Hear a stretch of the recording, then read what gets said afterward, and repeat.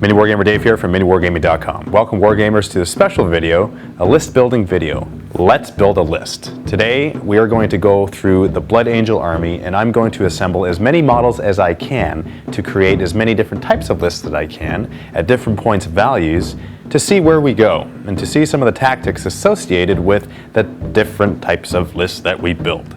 So starting with a 1,000 point list, we're going to dive right into this and we're going to look at some of the lists that I've created. Now this is all subjective and it's just a list that I've created. It's not necessarily the best list at 1,000 points, but it's a pretty strong list. And so I want you to look at these lists in this way. Think of them as if you had nothing to start out with and you were starting a Blood Angels army. If you were to build towards making this list in your army, then it's a good goal to have and you should build towards this list. So starting with 1,000 points, we're going to dive right in. Okay, ladies and gentlemen, this is the 1,000 point list that we're going to look at. Here is a general overview of the list with an HQ of a Librarian, Elite Choice, Sanguinary Priest, 2 Troops choices, Assault Marine squads, Fast Attack, Bale Predator, and 3 Heavy Support choices, just regular Predators. That's the regular list right there, 1,000 points. We're going to go through each choice and the associated war gear with everything. It's actually pretty simple and straightforward, but I just want to dissect it. Starting with the HQ choice of a Librarian. Now you may be thinking, that's not a Librarian, that's a Sanguinor. Well, the reason why I'm fielding him as opposed to a regular Librarian is because I actually don't have a Librarian model. I just proxy it with a different HQ choice every single time. Now, I have absolutely no excuse for this, and neither do you. So we are in the same boat. But I should one day really get a Librarian in my army. I think that would be good to really truly represent what is being fielded on the battlefield. But for now, please just go with the representation as you see it. So not the Sanguinor, just a regular Librarian, 125 points. He is equipped with a jump pack. The 2 psychic powers that I have chosen for him are Blood Lance and the Sanguine Sword. Now Blood Lance, we all know that it's an awesome shooting ability, and for those who want to actually look up the ability, they can find it in the codex on the page that has all the psychic powers. The other one, the Sanguine Sword, I can quickly describe what that is. Basically, it's strength 10 in close combat. So that's very useful, especially at this points amount in a 1,000 point list.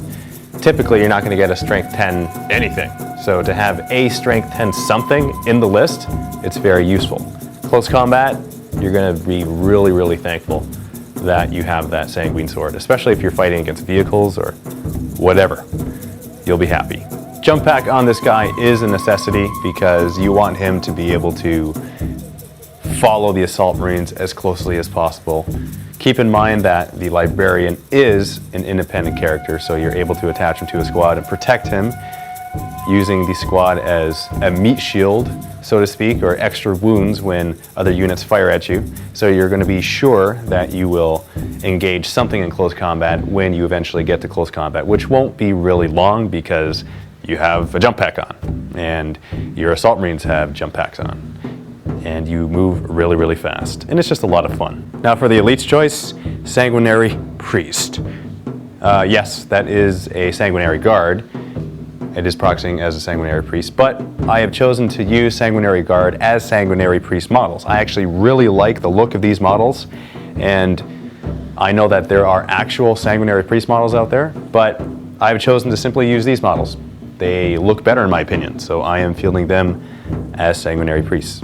The Sanguinary Priest is also equipped with a jump pack. That is a necessity. That is a must. It is an extra 25 points, bringing him up to 75 points, but you can't do without it. He can't be foot slogging way behind your other guys. It just doesn't make any sense at all. He is also an independent character, so you're going to be able to attach him to an Assault Marine squad, protecting him. Now the good thing about the Sanguinary Priest is that he grants your squad Furious Charge and Feel No Pain. That's just awesome. See, what that does is it improves the survivability of your squad and it also makes it so they are close combat ninjas.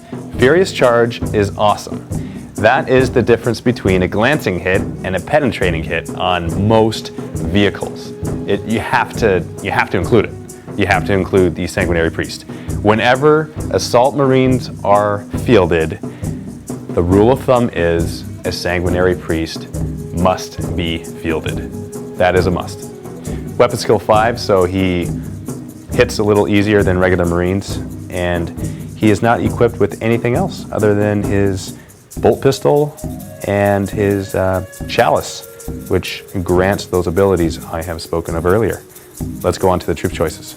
2 Assault Marine squads, 10-man squads, 2 Melta guns in each squad. You have to have 10-man squads in order to have 2 Meltas, or 2 special weapons of any sort. I prefer Meltas. You are a fast unit. You are able to get up to vehicles quickly. There should be no reason why you don't field a Melta, because the range is less. It doesn't matter. You make up for it just from the sheer fact that you have a jump pack on. And the sergeants always have power fists. That has saved me so many times in close combat or assaulting vehicles. And so basically, by doing these things, by adding the Melta guns and the power fist on the sergeant, you create a really nice, well-rounded troops choice unit. Very, very versatile. You can do anything with these units. You can travel anywhere. You can destroy anything. I mean, just think of a Melta, right? Strength 8. Nothing in the game, not even a Land Raider, can escape the grasp of a Melta. Sure, it only glances it, but it only subtracts the result by 1 instead of 2 because of the AP 1 factor. Awesome, right? Power fist, same thing. Close combat, it's just a no-brainer. Now, some might argue, why not a power weapon as opposed to a power fist? Because the power fist, it increases your strength. It doubles your strength, bringing you up to strength 8. Every single time an Assault Marine squad is fielded, it is always equipped with these war gear options. That's just how I do it. It's the only way to do it. No other choice. It's very, very rare that I will field these guys with anything else. I may do a Flamer template option if I'm fighting against some sort of horde army, be it Tyranids or Orcs or Imperial Guard, but the Meltas just seem to really make up for any extra shooting or extra hits and wounds that a Flamer would create. Sometimes what I like to do is field 1 Melta and 1 Flamer in each squad, making it even more versatile, but that kind of eliminates your options a little bit, only because it's better to have 2 of one thing than 1 of each, because you may waste 1 of the options. That's just how I personally feel about it. Moving on to fast attack. This is a Bale Predator. It is fielded naked. And when I say that, what I mean is there's nothing else special other than the 1 weapon that it comes with. It's an assault cannon. Assault cannons are twin-linked. They are strength 6, AP 4. Strength 6 is rending. And you could exchange this for a Flamestorm cannon for free. Flamestorm is good because it's strength 6, AP 3. So if you want to take out your Marines, it's a good way to do that. But you need close combat, close quarters to do that. With these guys, I like to have a little bit of range, even though they have scout moves and they're able to move up really close, and being a fast vehicle on top of that. So I typically field these guys with just assault cannons. Now, the sheer threat of a Bale Predator right in the middle of your face on first turn, it can't be ignored. It really can't be, especially because it's armor 13 and it's hard to take it out, and it's just going to continually kill stuff every single time. No matter what opponent you're facing, they can't ignore it. And so there hasn't been one game where I fielded them and they've been ignored. They've always been shot at. I don't know why. Maybe it's because they are a genuine threat. That is the consensus, and that's my belief. I fielded him because it's nice to have that distraction unit. in this 1,000 point list, this Bale Predator is the distraction unit.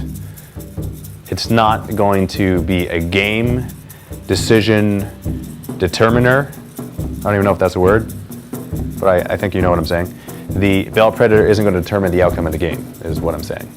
But he will provide nice distraction for your Assault Marines to shoot up.